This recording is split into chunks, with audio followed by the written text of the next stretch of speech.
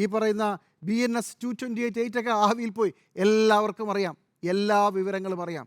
എന്തിനാണ് ഇങ്ങനൊരു നിയമം? മാധ്യമങ്ങൾ ആത്മനിയന്ത്രണം പാലിക്കുന്ന ഒരു കാലത്ത് മാധ്യമങ്ങൾ വളരെ കൃത്യമായി ഈ കാര്യങ്ങൾ പറയുന്നതിൻ്റെ പരിധിക്ക് ഇപ്പുറത്തുനിന്നുകൊണ്ട് മാത്രം സംസാരിക്കുമ്പോൾ ഒരു വശത്ത് വെട്ടിക്കിളി കൂട്ടമിറങ്ങി എന്തും പറയുക, എന്തും ചെയ്യുക. എന്നിട്ടോ ഈ രാഹുൽ മാങ്കൂട്ടത്തിൻ്റെ കാര്യത്തിൽ നമ്മൾ കഴിഞ്ഞ കുറേ ദിവസമായി പറഞ്ഞുകൊണ്ടിരിക്കുന്നതാണ്. രാഹുൽ മാങ്കൂട്ടത്തിൻ്റെ നടപടിയെടുത്ത പാർട്ടിയുടെ പേര് കോൺഗ്രസ്.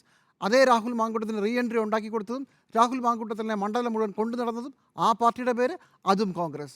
ഇത്രയൊക്കെ ചെയ്തതിന് ഒന്നും പോരാത്തതിന് KPCCയുടെ general secretary, AICC general secretary ഇവരൊക്കെ രാഹുൽ മാങ്കൂട്ടത്തിന് കൈയടിക്കുന്നു. ആ പാർട്ടിയുടെ പേരും കോൺഗ്രസ് എന്നാണ്. ഈ ഈ പഞ്ചായത്ത് തിരഞ്ഞെടുപ്പിൽ ഒരു പ്രത്യേകത ശ്രദ്ധിച്ചോ എന്നറിയില്ല. രാഹുൽ മാങ്കൂട്ടത്തിനുമായി കൂടെ നിന്ന ഒരുപാട് പേർക്ക് സീറ്റ് കിട്ടിയിട്ടുണ്ട്.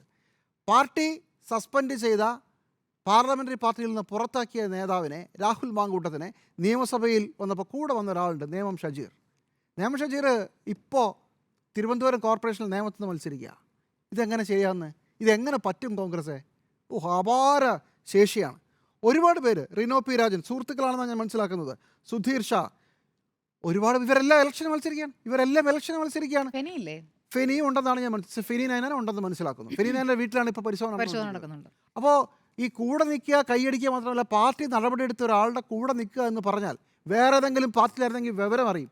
പാർട്ടി സസ്പെൻഡ് ചെയ്ത, പാർലമെൻ്ററി പാർട്ടിയിൽ നിന്ന് പുറത്താക്കിയ ഒരാളുടെ കൂടെ നിൽക്കുന്ന ആളുകളെ കോൺഗ്രസ്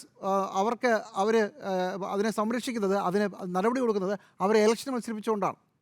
പാർട്ടി നടപടിയെടുത്ത ഒരു നേതാവിൻ്റെ കൂടെ നിന്നാൽ നിങ്ങൾക്ക് ശിക്ഷയല്ല കിട്ടുന്നത്, നിങ്ങൾക്ക് കിട്ടുന്നത് സമ്മാനമാണ്.